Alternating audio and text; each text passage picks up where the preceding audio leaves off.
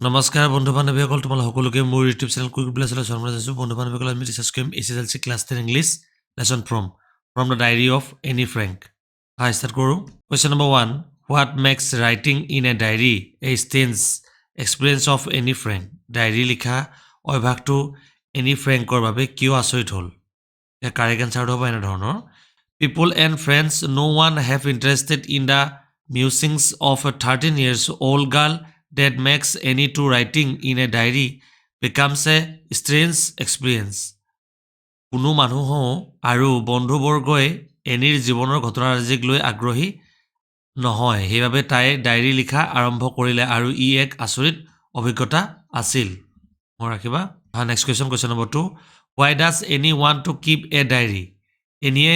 কিয় নিজৰ লগত ডায়েৰীখন ৰাখিব বিচাৰিছিল কাৰণ Annie have no friend in her life and she realized that paper has more passion than people does she want to keep a diary. Annie জীৱনত কোনো বন্ধুবৰ্গ নাছিল আৰু তাই অনুভৱ কৰিছিল যে মানুহতকৈ কাগজৰ ধৈৰ্য বেছি এয়ে তাই নিজৰ হৈতে ডায়েৰীখন ৰাখিছিল মই ৰাখিবা ডায়েৰীখনতে তাই জীৱনৰ ঘটনাৰাজি লিখিছিল question number 3 why did anything she could confide more in her diary than in people এনিৰ মতে মানুহতকৈ কাগজৰ বেছি বিশ্বাসী কিয় এই কাৰেক্ট এনচাৰটো হ'ব এনেধৰণৰ any thought she could confide more in her diary than in people because paper have more patience and it could hear her tales for a long এনিয়ে ভাবিছিল যে তাই মানুহতকৈও কাগজৰ ওপৰত বেছি বিশ্বাস কৰিব পাৰি কিয়নো কাগজ মানুহতকৈ ধৈৰ্য বহু বেছি থাকে আৰু ই তাইৰ কথা বহুত দেৰিলৈকে শুনি থাকিব পাৰে Question number 4. Why does Annie provide a brief sketch of her life? Annie নিজৰ জীৱনৰ সমু আভাস কিয় দাঙি ধৰিছিল তাৰ এনসাৰ হ'ব এনেধৰণৰ A brief sketch of her life would give on a overview of any family which will connect her with the readers. That is why she provide her family information. অসমত ভাঙনি হৈছে এনেধৰণৰ জীৱনৰ এক সমু আভাস এনিয়ে তাই পৰিয়ালৰ বিষয়ে আমাক অৱগত কৰাব আৰু ইয়াৰ জৰিয়তে পঢ়ুৱৈসকলে মানে যিসকলে পঢ়িছে এনিৰ হতে সংযোগ স্থাপন কৰিবলৈ বা কমিউনিকেশ্যন স্থাপন কৰিবলৈ সক্ষম হ'ব মই ৰাখিবা next point question number 5 what tells you that Anne loved her grandmother এনিৰ আইতাকৰ প্ৰতি থকা মৰম কিদৰে প্ৰকাশ পাইছিল ইয়াৰ কাৰেক্ট এনচাৰ হ'ব এনেধৰণৰ after any parents shifted to a new Holland she was sent to her grandmother's house along with her sister. From the time and after her grandmother death, she always remembered her with heavy heart. It shows any love for her grandmother. Any অভিভাৱকে হলেণ্ডলৈ স্থানান্তৰিত হোৱাৰ পাছত তাই বায়েকৰ সৈতে আইতাকৰ ঘৰতে থাকিবলৈ গৈছিল তেতিয়াৰ পৰা আৰম্ভ কৰি আইতাকৰ মৃত্যুৰ পাছত এনিয়ে সদায় আইতাকৰ কথাকে মনত পেলাই থাকিছিল মই ৰাখিবা তোমালোকে ভিডিঅ' চাই ভাল পাইছে লাইক সাবস্ক্ৰাইব আৰু চেনেলটো ফলো কৰিবলৈ নাপাহৰিবা বন্ধু বান্ধৱীসকলৰ মাজত ভিডিঅ'টো শ্বেয়াৰ কৰি দিবা next point question number 6 why was Mr. kissing and annoyed with Annie what did he asked for her do Mr. Kissing-এ এনিক কিয় বেয়া পাইছিল তেখেতে তাই কি কৰিব কৈছিল কাৰেক্ট এনচাৰটো হ'ব এনেধৰণৰ Mr. Kissing the maths teacher was annoyed with Annie because she talks a lot She asked her to do extra homework on essay on the subject a chatterbox. গণিতৰ শিক্ষক মিষ্টাৰ কিচিঙে এনিক বেয়া পাইছিল কিয়নো তাই বহু বেছি কথা পাতিছিল সেয়েহে তেখেতে তাই অতিৰিক্ত গৃহ কাৰ্য দিছিল আৰু চেটাৰবক্স নামৰ বিষয়টোৰ ওপৰতো এখন ৰচনা লিখি আনিবলৈ দিছিল মই ৰাখিবা ইউ ইম্পৰ্টেণ্ট হয় এক্সাম পাৰ্সপেক্টিভৰ কাৰণে Question number 7 How did Annie justify her bring a chatterbox in her essay? এনিয়ে নিজৰ কথা কোৱাৰ স্বভাৱটো কিদৰে উচিত বুলি প্ৰমাণ কৰিছিল ইয়াৰ কাৰেক্ট এনচাৰ হ'ব এনেধৰণৰ in her essay Anne justify the brings of chatterbox that talking is a student trait and above it talking as a habit came to her from the mother means it is a inherited trades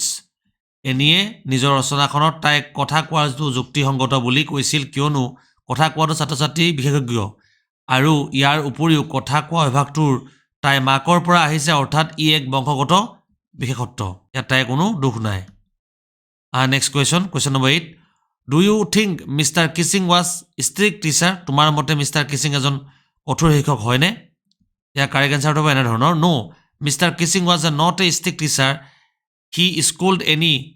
as per her class discipline. নাই Mr. Kissing এজন কঠোৰ শিক্ষক নহয় তেওঁ মাথো শ্ৰেণী কোঠাত নিয়মীয়া বৰ্তিতাৰ বাবেহে এনিক খং কৰিছিল মই ৰাখিবা Question number 9 What made Mr. Kissing allow any to talk in a class? Any Mr. Kissing কিদৰে সন্মত কৰাইছিল যাতে তাই কথা পাতি ক'ব পাৰে কাৰেক্ট এনসাৰটো হ'ব এনে ধৰণৰ Any last essay in her form of the poem so Mr. Kissing the lighter side of the notice side it helped to bright a generation gap between the teacher and the student আৰু ভাগত হ'ব এনে ধৰণৰ এনিয়ে নিজৰ হেখৰ ৰচনাখন কবিতাৰ আকাৰত লিখি এটা শিশুৰ উৎপত্তিয়া স্বভাৱৰ মিষ্টাৰ কিচিঙৰ আগত দাঙি ধৰিছিল আৰু ইয়াৰ জৰিয়তে বয়সৰ প্ৰভেদ নাইকিয়া কৰিছিল আৰু শিক্ষক আৰু ছাত্ৰ-ছাত্ৰীসকলৰ মাজত মোৰ ৰাখিবা Question number 10 Was any right when she said that the world would not be interested in the musings of the 13 years old girl পৃথিৱীৰ কোনো মানুহে 13 বছৰীয়া শিশুৰ কৰ্মৰাজিক লৈ আগ্ৰহী নহয় এনে কিমান দূৰ শুদ্ধ এই কথাষাৰ কাৰেক্ট এনসাৰটো এনে ধৰণৰ Any was right in a saying so because people do not give importance to a child perspective causes that are considered as a immature by the world উক্ত বাক্যশাৰীত এনিৰ শুদ্ধ কিয়নো মানুহ শিশুৰ কোনো কথাতে আগ্ৰহ প্ৰকাশ নকৰে কিয়নো তেওঁলোকৰ মতে শিশুসকল উন্নত নহয় কিন্তু কেতিয়াবা শিশুসকলেও কিছু ইম্পৰ্টেন্ট কথা ক'ব পাৰে মই ৰাখিবা Question number 11 There are some examples of diary and journalism entered in the before you read this section compare those with what any writes in her diary what language was the diary originally written in what ways in any diary difference পাঠ্যৰ আৰম্ভণিতে diary লিখাৰ কিছুমান উদাহৰণ দিয়া আছে এনিৰ ডায়েৰীৰ লগত ইয়াৰ তুলনা কৰা আৰু তাই প্ৰকৃততে কি ভাষাৰে ডায়েৰীখন লিখিছিল এনিৰ ডায়েৰীখনৰ কি ক্ষেত্ৰত বেলেগ এনসাৰটো হ'ব এনে ধৰণৰ Any diary was entirely different from the most of the examples given before the text it was a somewhere closer to the memories in which the name of Raj Kapoor has been mentioned it was originally written to Dutch it has informal tone which